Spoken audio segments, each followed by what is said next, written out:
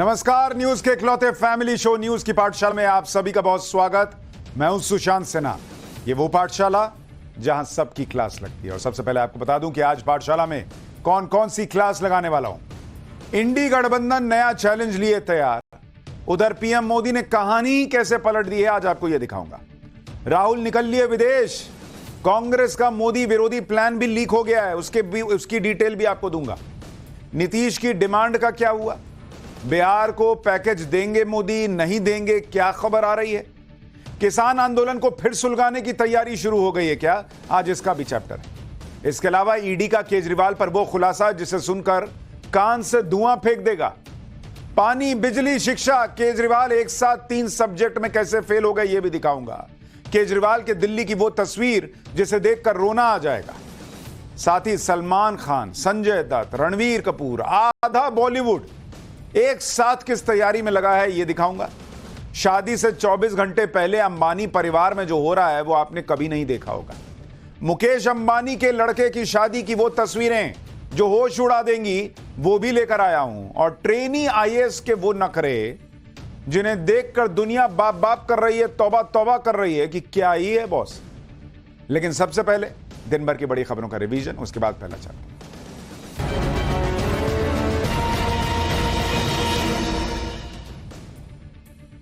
रूस और ऑस्ट्रिया की सफल यात्रा के बाद प्रधानमंत्री नरेंद्र मोदी आज देश वापस लौट आए।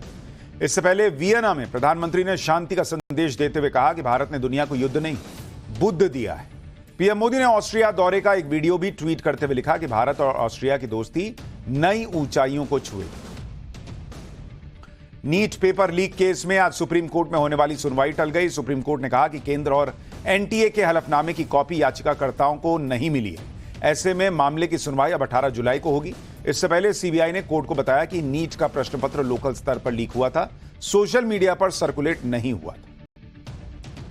राष्ट्रपति द्रौपदी मुर्मू का खास अंदाज उस वक्त देखने को मिला जब उन्होंने देश की स्टार बैडमिंटन खिलाड़ी साइना नेहवाल के साथ बैडमिंटन कोर्ट में हाथ आजमाया। राष्ट्रपति भवन में हुए इस फ्रेंडली मैच में राष्ट्रपति मुर्मू ने कई बेहतरीन शॉट भी लगाए। इस मैच के जरिए बच्चों को यह संदेश दिया गया कि खेलों को जीवन का हिस्सा बनाएं। तो भैया दिन भर का हो गया रिवीजन। अब पाठशाला की पहली क्लास। इंडी गठबंधन नया चैलेंज लिए तैयार है। उधर पीएम मोदी ने कहानी पलट दी। राहुल निकल लिए विदेश। कांग्रेस का मोदी विरोधी प्लान भी लीक हो गया। नीतीश की डिमांड का क्या हुआ? बिहार को पैकेज देंगे मोदी या नहीं? और किसान आंदोलन को फिर सुलगाने की तैयारी शुरू हो गई क्या? सबसे पहले इसका चैप्टर।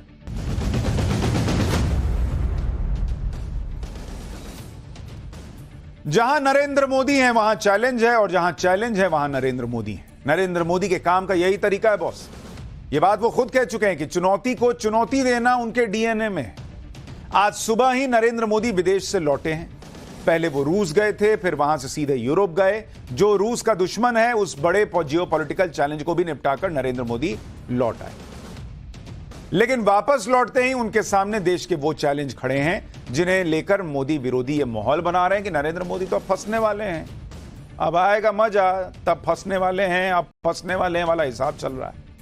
ये वही लोग हैं जो कह रहे थे कि नरेंद्र मोदी की सरकार अब गिरी तब गिरी वाला हिसाब है। कुछ लोग तो ये भी कह रहे थे कि अगस्त तक सरकार ही गिर जाएगी। लेकिन नरेंद्र मोदी के सामने ऐसे नैरेटिव नहीं चलते हैं, और ना ही नरेंद्र मोदी ऐसे किसी चैलेंज का सामना करने से डरते हैं। क्योंकि आप देखिए, 1 महीने पहले ही नरेंद्र मोदी के सामने ऐसे ऐसे चैलेंज थे कि सब कह रहे थे कि असली टेस्ट तो अब होने वाला है। कई लोग कह रहे थे कि उन्हें तो गठबंधन की सरकार चलाने का कोई अनुभव ही नहीं है, अब मजा आएगा, अब पता चलेगा चैलेंज क्या होता है। लेकिन नरेंद्र मोदी के लिए जितने भी डर या आशंकाएं जताई गई थी, उन्होंने सारे चैलेंज कैसे फेल किए एक बार याद कीजिए, फिर आगे की बात बताऊंगा। जैसे पहला चैलेंज यह था कि गठबंधन की सरकार को स्मूथली चलाना है, आराम से, कोर टीम से समझौता ना करना, सहयोगियों को भी जगह देना। यह चैलेंज नरेंद्र मोदी ने आराम से क्लियर कर दिया। फिर दूसरा चैलेंज खड़ा हुआ कि मंत्री पद का बंटवारा कैसे करेंगे, इसको ये चाहिए होगा, उसको वो चाहिए होगा। मंत्रालयों के बंटवारे का चैलेंज आया तो उसको भी नरेंद्र मोदी ने आसानी से हैंडल किया। फिर तीसरा चैलेंज आया संसद का, जहां विपक्ष की ताकत बढ़ चुकी है, फिर भी विपक्ष के दबाव में ना आना, संसद में इस टेस्ट को भी नरेंद्र मोदी ने क्लियर कर लिया। फिर आया चौथा चैलेंज संसद में स्पीकर के पद को लेकर। इस चैलेंज में भी नरेंद्र मोदी की जीत हुई। पांचवा और सबसे बड़ा चैलेंज उस नैरेटिव को तोड़ना था कि नरेंद्र मोदी अब कमजोर पड़ गए, कम सीटों के साथ वो दबाव में काम करेंगे। लेकिन संसद के अंदर और बाहर नरेंद्र मोदी ने अपने तेवर से यह दिखा दिया कि लगातार तीसरी जीत मिलना बहुत बड़ी बात है और वो पहले की तरह ही काम कर रहे हैं। यानी नरेंद्र मोदी ने चुनाव के बाद सारे चैलेंज निपटा दिए। लेकिन जिंदगी है बॉस, पॉलिटिक्स है बॉस, चैलेंज रुकता है। अब फिर नए चैलेंज उनके सामने आकर खड़े हो रहे हैं। जैसे सबसे बड़ा चैलेंज तो अभी बजट को लेकर है, जो 23 जुलाई को संसद में पेश किया जाएगा। यह मोदी सरकार के थर्ड टर्म का पहला बजट है। दूसरा चैलेंज विपक्ष की राजनीति को लेकर है। संसद में इंडी गठबंधन, पेपर लीक, मणिपुर, अग्निवीर जैसे मुद्दों को फिर से उठाकर घेरने की तैयारी कर रहा है। राहुल गांधी कह चुके हैं कि वो इस बार संसद में पूरी ताकत से मणिपुर और जम्मू कश्मीर की आतंकी घटनाओं का मुद्दा उठाएंगे। तीसरा चैलेंज बड़े फैसलों को लेकर है।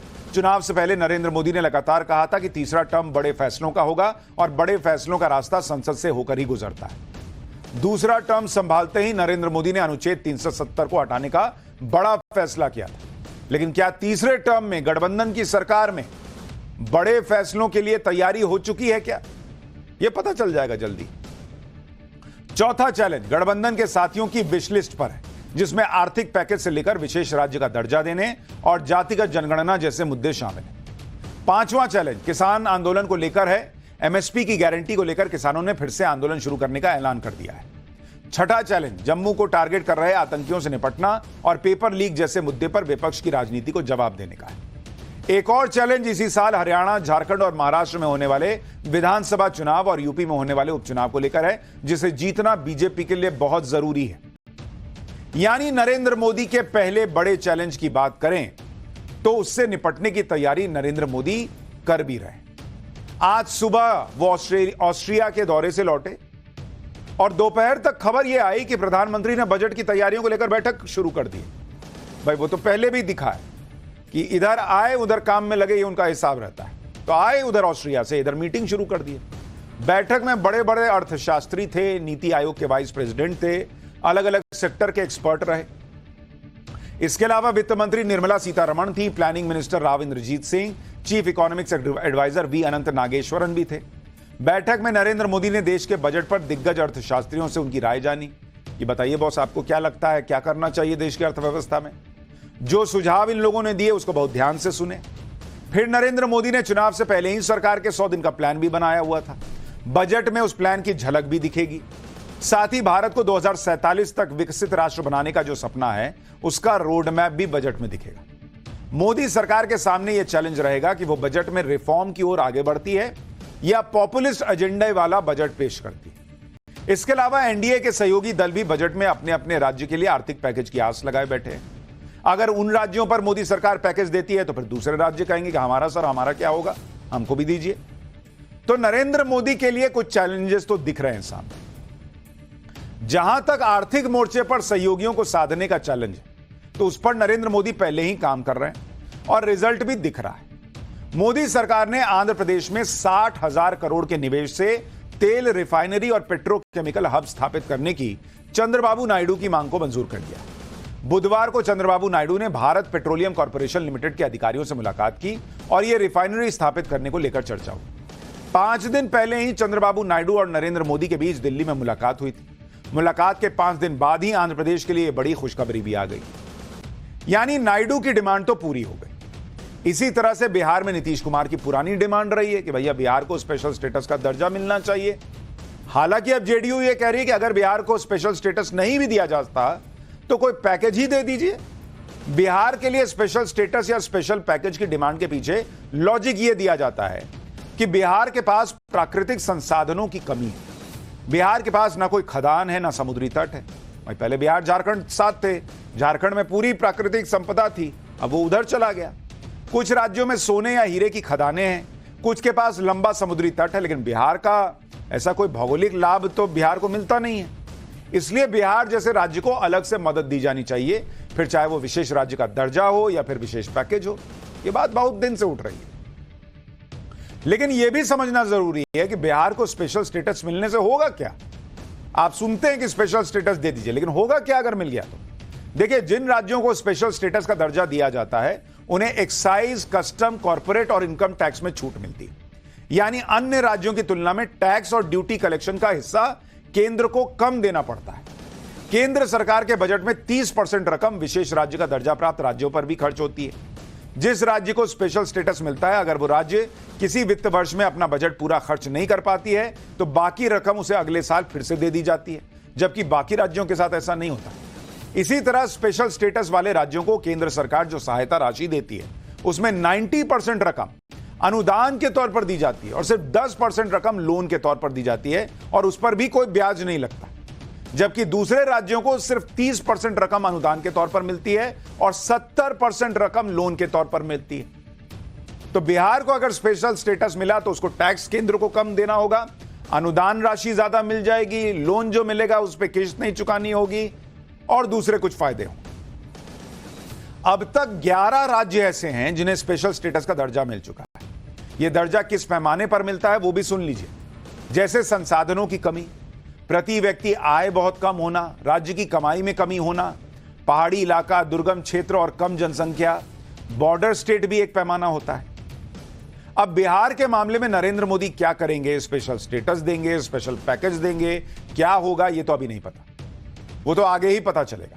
लेकिन नरेंद्र मोदी के सामने अभी कोई बहुत बड़ा संकट बिहार को लेकर खड़ा नहीं होने वाला, ये मान के चलिए, क्योंकि भाई एक तरफ तो चंद्रबाबू नायडू सेट है, तो नीतीश कुमार अलग से कुछ करेंगे ये तो लगता नहीं, और ऐसे में वो पहले ही कह चुके हैं कि भाई स्पेशल स्टेटस नहीं तो स्पेशल पैकेज दीजिए, तो देखिए अभी क्या होता है। लेकिन नरेंद्र मोदी के सामने दूसरा चैलेंज अगले संसद सत्र में विपक्ष की नई रणनीति से निपटने का भी है। बजट सत्र 22 जुलाई से 12 अगस्त तक चलने वाला है। लालू यादव पहले ही कहकर इंडी गठबंधन को बूस्ट कर चुके हैं, नरेंद्र मोदी की सरकार तो अगस्त में गिर जाएगी। दूसरी तरफ राहुल गांधी हाथरस से लेकर मणिपुर तक का दौरा करके आ गए।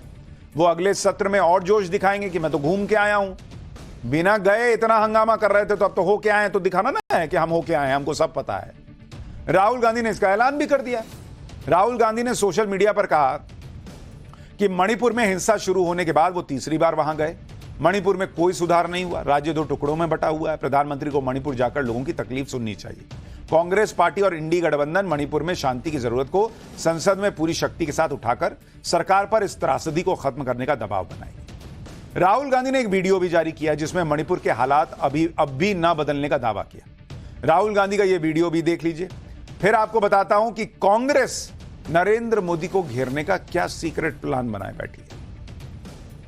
1 साल पहले आया था,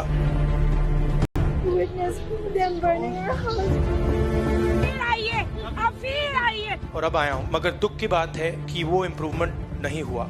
हमने आपकी बात, सबसे पहले हम यहाँ आए, हमने आपकी बात उठाई, एक बार नहीं 2-3 बार हमने पार्लियामेंट में बोला, इन्होंने बोला, सब एमपीज ने बोला, कांग्रेस पार्टी के हम सारे के सारे नेताओं ने पार्लियामेंट में मणिपुर की बात उठाई, और हम दबाव डाल सकते हैं और हम पूरा दबाव डालेंगे।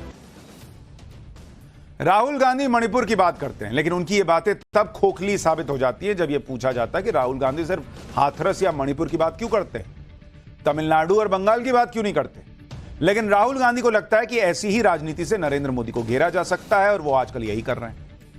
हाथरस और मणिपुर का दौरा करने के बाद कल राहुल गांधी विदेश भी चले गए। वो विदेश में कहां गए हैं ये क्लियर नहीं है, लेकिन यह बताया जा रहा है कि वो 13 जुलाई को लौटने वाले हैं। राहुल गांधी को यही लग रहा है जैसे लोकसभा चुनाव में संविधान, आरक्षण और अग्निवीर का मुद्दा उठाकर आधी अधूरी भ्रम वाली बातें फैलाकर वोट मिल गए, वैसे ही विधानसभा चुनाव में भी हो जाएगा।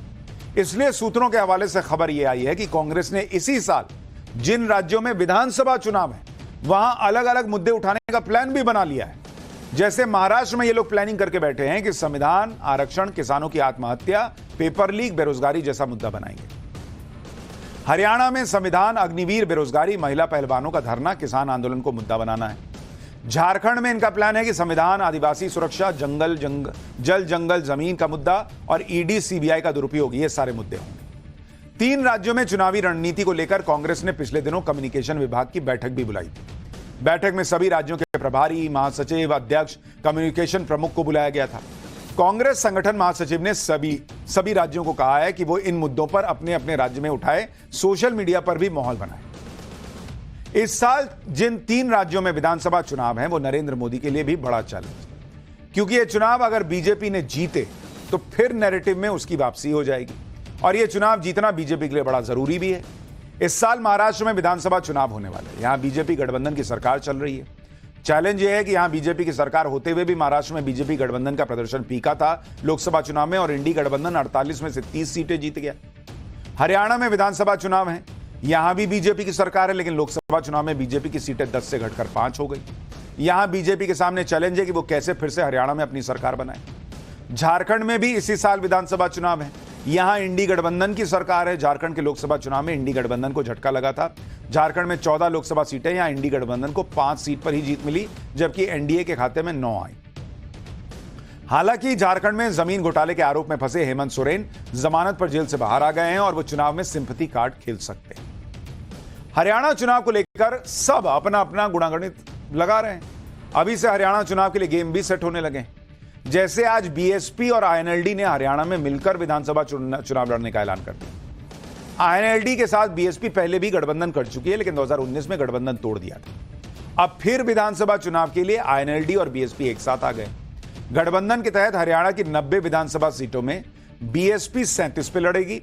इस गठबंधन ने कहा है कि वो बीजेपी को सत्ता से बाहर करना चाहते हैं और कांग्रेस को सत्ता से दूर रखना चाहते हैं, जिसने 10 साल पहले हरियाणा को लूटा था। जिन 3 राज्यों में विधानसभा चुनाव है, उनमें हरियाणा और महाराष्ट्र में किसानों का मुद्दा भी प्रभावी मुद्दा है। खासतौर पर हरियाणा के चुनाव को किसानों का मुद्दा बड़ा प्रभावित करेगा। और आप देखिए कि पंजाब हरियाणा में एक बार फिर से किसान आंदोलन को माचिस मारने की तैयारी चल रही है।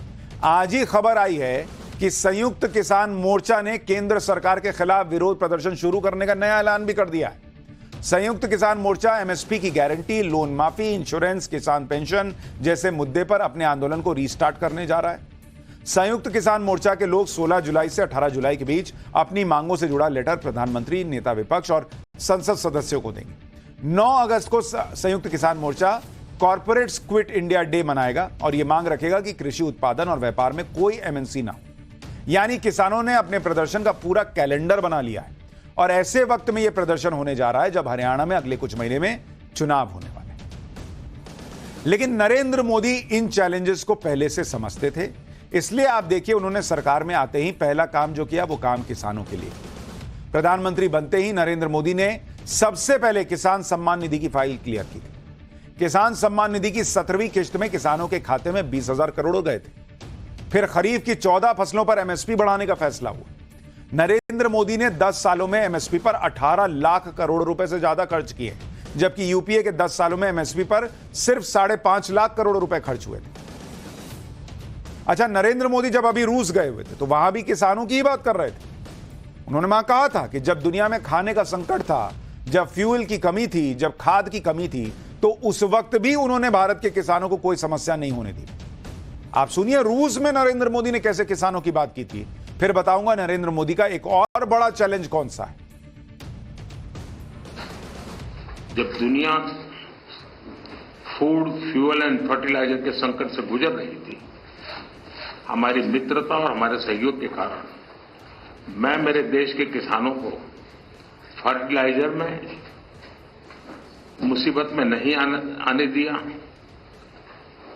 फर्टिलाइजर की उनकी जो आवश्यकता है उसकी पूरी करने में हम सफल रहे और उसमें हमारी मित्रता का भी बहुत बड़ा रोल है और किसानों के हितों की रक्षा के लिए हम कमिटेड हैं। आने वाले भी दिनों में किसानों के हितों के लिए हम चाहेंगे कि रशिया के साथ हमारा सहयोग और अधिक बढ़ता रहे। नरेंद्र मोदी के सामने एक बड़ा चैलेंज पेपर लीक का भी है। आज नीट पेपर लीक के मामले में सुप्रीम कोर्ट में सुनवाई थी।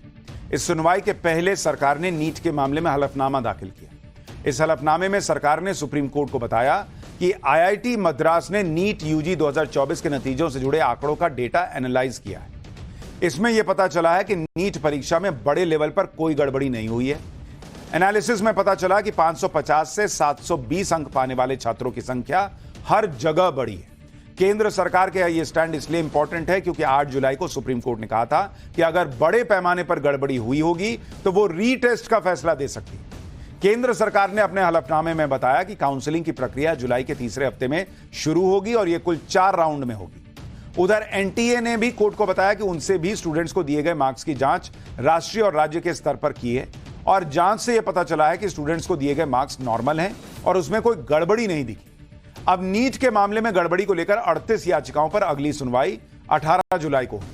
सुप्रीम कोर्ट ने केंद्र सरकार और एनटीए के हलफनामे पर याचिकाकर्ताओं को जवाब देने के लिए समय दिया है। उधर छात्रों के भरोसे को बनाए रखने के लिए आज शिक्षा मंत्री धर्मेंद्र प्रधान नीट यूजी के स्टूडेंट से भी मिले।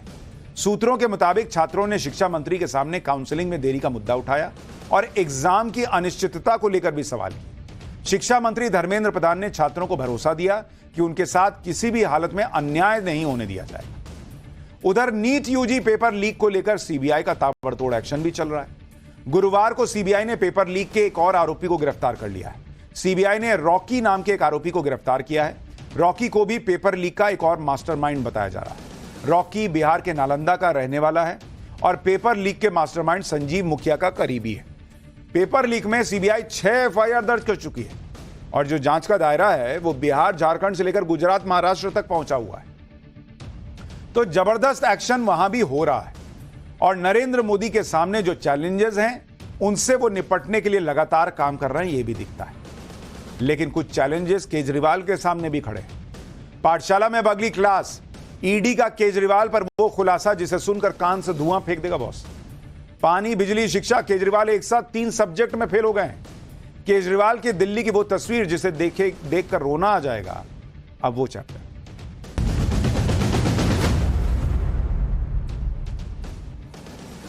जब से दिल्ली का शराब घोटाला खुला है और जब से केजरीवाल शराब घोटाले के केस में पकड़े गए, तब से ऐसे ऐसे खुलासे हो चुके हैं कि लोग हैरान हो जाते हैं। लोग पूछते हैं कि ये तो राजनीति बदलने आए थे बॉस, खुद ही इस तरह से बदल जाएंगे, ये तो हमने सोचा ही नहीं था। लेकिन शराब घोटाले में वैसे तो आए दिन नई बातें पता चलती, पर अब केजरीवाल पर ऐसा खुलासा हुआ है जिसे सुनकर कान से धुआं फेंक देगा। केजरीवाल पर ईडी की चार्जशीट में और गंभीर आरोप लग गए हैं। ईडी का आरोप है कि केजरीवाल ने शराब व्यापारियों को धमकाया था। आप सोचिए कैसी कैसी बातें सुननी बची हैं, समझ में नहीं आ रहा है। केजरीवाल पर आरोप लगा रही है ईडी कि भाई ये तो धमका रहे थे। शराब कारोबारियों को रिश्वत देने के लिए मजबूर करने का भी आरोप लग गया है। दिल्ली में रिश्वत नहीं देने पर पंजाब में परेशान करने का आरोप लगा है। बाप रे बाप, सोचिए ये वही केजरीवाल हैं जो राजनीति बदलने आए थे और जिन पर अब शराब घोटाले के आरोप में, केस में ऐसे ऐसे आरोप लग रहे हैं कि हर कोई सुनकर हैरान है। हमने आपको कल ही बताया था कि ईडी की चार्जशीट में केजरीवाल को आरोपी नंबर 37 और आम आदमी पार्टी को आरोपी नंबर 38 बनाया गया है। ईडी ने तो केजरीवाल को शराब घोटाले का किंगपिन भी बताया है और इसके अलावा केजरीवाल पर जो सबसे बड़ी बात चार्जशीट में लिखी है, उसके मुताबिक ईडी का आरोप है कि केजरीवाल रिश्वत लेने में डायरेक्टली इन्वॉल्व थे। आप देखिए कि ईडी की चार्जशीट में केजरीवाल पर आरोप कैसे कैसे लग रहे हैं। कहा जा रहा है कि जब दिल्ली में कुछ होलसेलर्स आम आदमी पार्टी को रिश्वत नहीं दे रहे थे, तो पंजाब के अधिकारियों के जरिए पंजाब में उनके बिजनेस को निशाना बनाया गया। दिल्ली के तीसरे सबसे बड़े होलसेलर महादेव लिकर रिश्वत देने के लिए तैयार नहीं था। इस पर विजय नायर ने पंजाब में एक्साइज अधिकारियों से कहकर झूठे बहाने से पंजाब में उनकी शराब फैक्ट्रियों को बंद करवा दिया, कहा जा रहा है। फिर महादेव शराब का लाइसेंस सरेंडर कराया और उस कारोबार को अपने चुनिंदा होलसेलर्स को आवंटित कर दिया। ये ईडी चार्जशीट में लिख रही है। यानी ईडी के आरोपों के मुताबिक केजरीवाल दिल्ली में शराब कारोबारियों से वसूली करवा रहे थे। बाप रे बाप। और ईडी की चार्जशीट से तो यही आरोप लग रहा है कि अगर यहां रिश्वत नहीं दोगे तो वहां तुमको हम परेशान कर देंगे पंजाब में। बीजेपी भी कह रही है कि केजरीवाल जेल से सरकार नहीं गैंग चला रहे हैं और अगर नैतिकता है तो इस्तीफा देना चाहिए। सुनिए दिल्ली के सांसद मनोज तिवारी को, फिर बताऊंगा केजरीवाल के एजुकेशन मॉडल की सच्चाई भी आज सामने आ गई है। मैं पहले भी कहा था जेल से गैंग चल सकते हैं, सरकार नहीं, लेकिन उनको गैंग चलाना है। अब क्या है कि गैंगस्टर के सारे मनी ट्रेल पकड़ लिए गए। पहली बार आदमी तो अरविंद केजरीवाल तो आरोपी बने ही, अभी तक जो शराब घोटाले का जांच हो ही रहा था, लेकिन पहली बार राजनीतिक पार्टी आम आदमी पार्टी देश के इतिहास में पहली बार वो खुद आरोपी हो गई। हम तो नैतिकता वाली जो अरविंद केजरीवाल की वाणी है उसको याद दिला रहा हूं कि आरोप उठेगा तभी हम इस्तीफा दे देंगे। अभी तो आरोप चार्जशीट में आ गया, अब तो दे दो, चिट्ठी लिखो, इस्तीफा दो। ईडी की चार्जशीट में हुए इस खुलासे से केजरीवाल की परेशानी तो बढ़ेगी। साथ ही पूरी आम आदमी पार्टी पर संकट भी बढ़ता जा रहा है, क्योंकि अगर आप देखें तो मुश्किलें अरविंद केजरीवाल को ऑक्टोपस की तरह जकड़ती जा रही। ऐसा लग रहा है कि केजरीवाल के आसपास जो मुश्किलें हैं उसकी 8 टांगें हैं और केजरीवाल को एकदम पकड़ लिया है मुसीबतों ने। देखिए, केजरीवाल, मनीष सिसोदिया, सतिंदर जैन जेल में बंद हैं और तीनों ही नेताओं को जमानत नहीं मिल पा रही। शराब घोटाले के आरोप के मामले में आम आदमी पार्टी भी आरोपी बन गई। पार्टी दफ्तर और पार्टी फंड सीज होने का खतरा है। केजरीवाल की पत्नी सुनीता केजरीवाल भी मुश्किल में पड़ गई हैं। सुनीता केजरीवाल पर कोर्ट की सुनवाई का वीडियो वायरल करने का आरोप लगा है। उधर स्वाति मालीवाल वाले मामले से पार्टी को डेंट लगा है। आम आदमी पार्टी के मंत्री विधायक भी पार्टी छोड़ रहे हैं। मतलब ऑक्टोपस की तरह केजरीवाल फंस गए हैं, बहुत जकड़ लिया है समस्याओं ने ऑक्टोपस की तरह केजरीवाल को।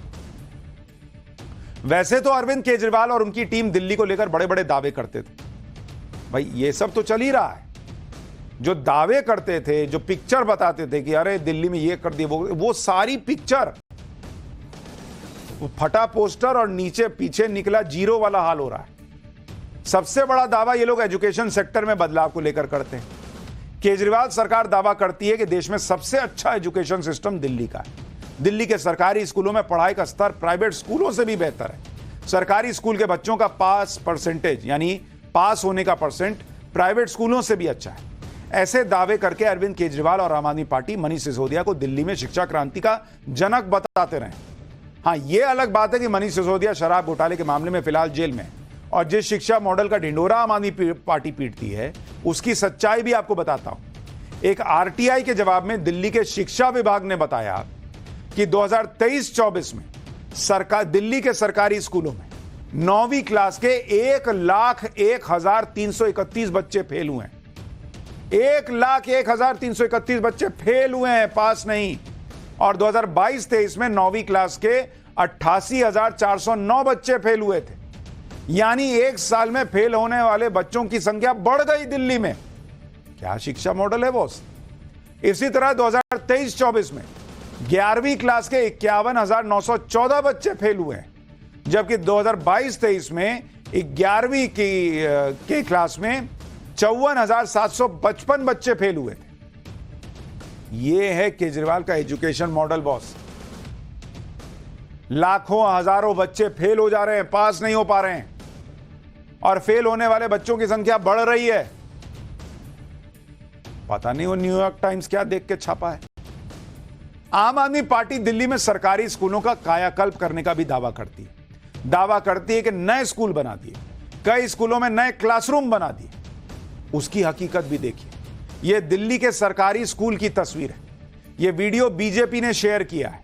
स्कूल के बाहर पानी ही पानी दिख रहा है, घुटनों तक पानी से होकर छात्र जा रहे हैं।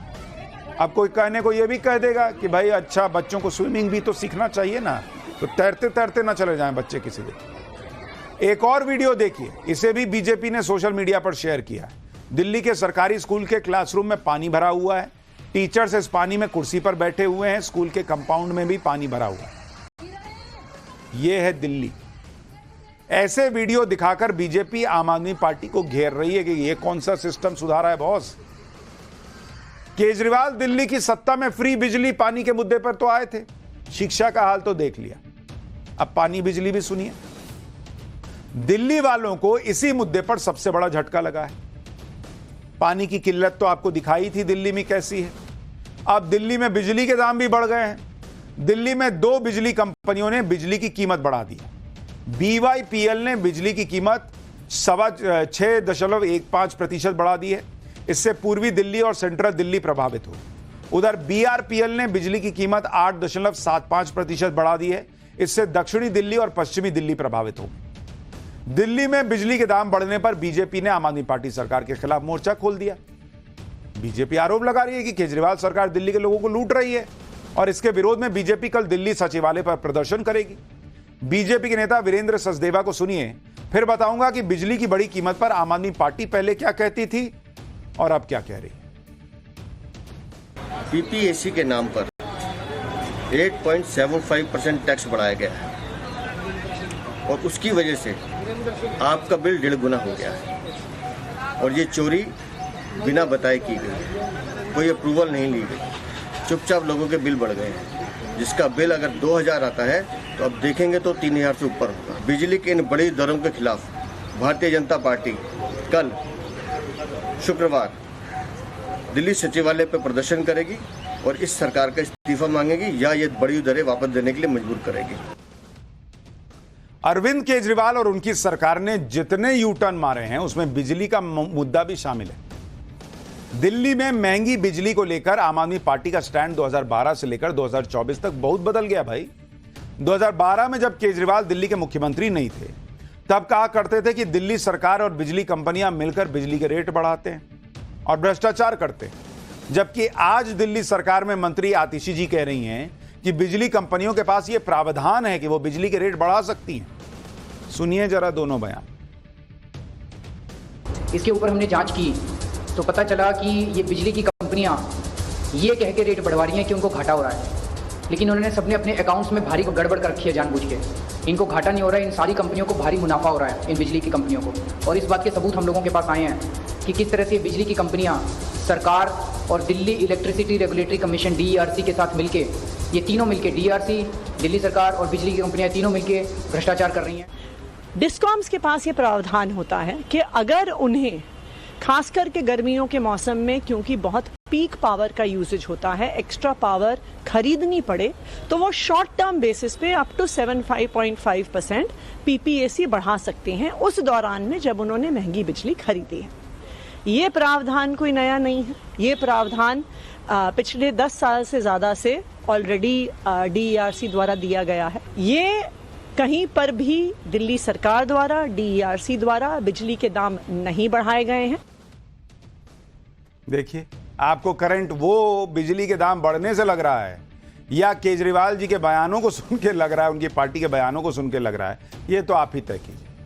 आज बिजली कंपनियों ने जो दाम बढ़ाए हैं उसे एक तरह से आतिशी जस्टिफाई भी कर रही, जबकि केजरीवाल पहले कहा करते थे कि बिजली कंपनियां सरकार के साथ मिलकर भ्रष्टाचार करती थी। गजब पलटी मारे हैं अरविंद केजरीवाल और उनकी पार्टी। केजरीवाल मॉडल में बिजली के साथ साथ पानी भी था, जिसका केजरीवाल बड़े गर्व के साथ प्रचार करते थे।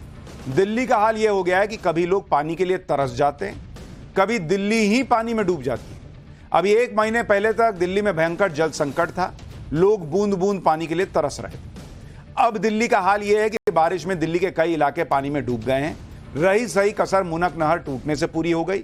मुनक नहर जिससे दिल्ली को पानी की सप्लाई होती है वो टूट गई। बवाना के पास मुनक नहर का किनारा करीब 20 फुट तक टूट गया है, जिससे बवाना और JJ कॉलोनी में पानी भर गया। बवाना में तो लोगों के घरों में पानी भर गया है, लोगों के घरों में रात से खाना नहीं बना है, लोग भूखे हैं, बिजली नहीं आ रही और आरोप है कि दिल्ली सरकार की तरफ से भी कोई राहत नहीं मिल रही। बवाना से ये ग्राउंड रिपोर्ट देखिए, फिर आगे की बात तो बताऊंगा। नॉर्थ दिल्ली के JJ कॉलोनी के F ब्लॉक पर हूँ और तस्वीर देखिए क्या हालत हो चुकी है। दिल्ली की तस्वीर आपके सामने है और ये तस्वीर अपने आप में बयां कर रही है कि इस वक्त JJ कॉलोनी नॉर्थ दिल्ली या पूरी दिल्ली के आसपास की बात करूं कि क्या हालत है। लाइट नहीं है कॉलोनी में, सब कुछ परेशान हो रहे हैं, घर से बाहर बैठे हम।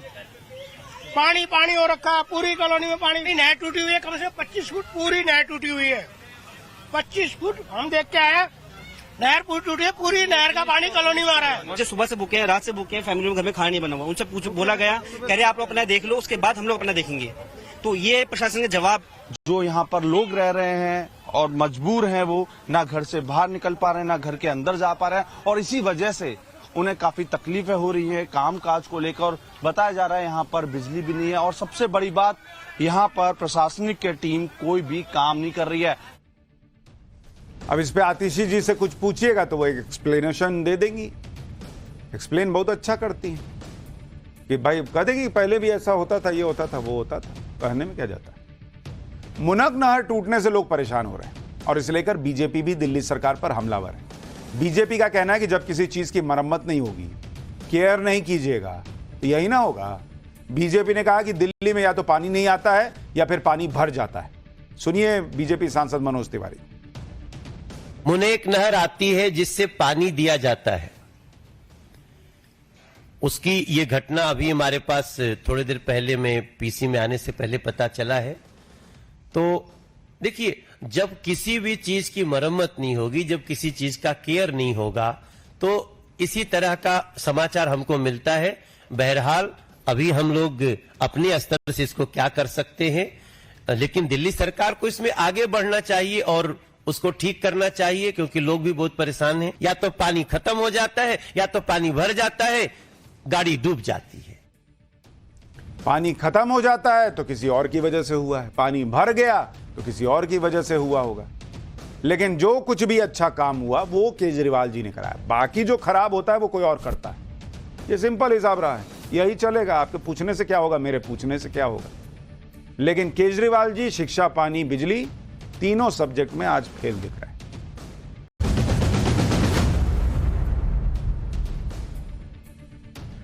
महाराष्ट्र में इन दिनों एक आईएएस अधिकारी की खूब चर्चा हो रही है और इनका नाम है पूजा खेडकर, जो कि पुणे में ट्रेनी आईएएस थी। पूजा खेडकर का नाम तब चर्चा में आया था जब उनकी तरह तरह की वीआईपी डिमांड से उनके अधिकारी परेशान हो गए। पुणे में प्रोबेशन के दौरान पूजा खेडकर ने इतने नखरे दिखाए, आरोप लग रहा है कि जो सीनियर आईएएस अधिकारी भी नहीं दिखाते। इसी के बाद पुणे के कलेक्टर ने उनके ट्रांसफर के लिए लेटर तक लिख दिया। लेकिन अब ट्रेनी आईएएस पूजा खेडकर नई मुसीबत में फंसती दिख रही। उनके ऊपर फर्जी तरीके से आईएएस बनने का आरोप लगा है, जिसकी रिपोर्ट दिल्ली में प्रधानमंत्री कार्यालय ने भी मांग ली है। पूजा खेडकर पर क्या गंभीर आरोप लग रहे हैं वो भी बताऊंगा, लेकिन पहले देखिए कि पूजा खेडकर का नाम मुंबई से लेकर दिल्ली तक क्यों चर्चा में आया। असल में आईएएस बनने के बाद पूजा खेडकर को पुणे में सहायक कलेक्टर के तौर पर तैनात किया गया, लेकिन आरोप है कि ट्रेनी आईएएस होने के बावजूद उन्होंने तरह तरह की डिमांड शुरू कर दी। कहा जा रहा है कि सबसे पहले पूजा खेडकर ने ऑडी कार के लिए वीआईपी नंबर की डिमांड कर दी। ये ऑडी कार उन्हें एक ठेकेदार ने दी थी कहा जा रहा है, और नियमों के मुताबिक किसी अधिकारी को ठेकेदार की गाड़ी इस्तेमाल करने की अनुमति ही नहीं है। लेकिन पूजा खेडकर ने नियमों को ताक पर रख दिया। उन्होंने न सिर्फ कार पर वीआईपी नंबर प्लेट लगवाई, बल्कि कार पर महाराष्ट्र सरकार भी लिखवाया और लाल बत्ती भी लगाई। ये दोनों काम कोई भी अधिकारी अपनी निजी गाड़ी में नहीं कर सकता। पूजा खेडकर ने कलेक्टर ऑफिस में खुद के लिए अलग कैबिन की भी मांग कर दी। इसके अलावा पर्सनल स्टाफ और सरकारी गाड़ी की भी डिमांड हुई। नियमों के मुताबिक ट्रेनी आईएएस को कैबिन, अलग स्टाफ और सरकारी गाड़ी नहीं मिलते हैं। वहीं पूजा खेडकर की पहली पोस्टिंग भी पुणे की गई, जो कि उनका गृहनगर है, जबकि नियमों के मुताबिक किसी भी आईएएस की पहली पोस्टिंग उसके गृहनगर में नहीं की जा सकती।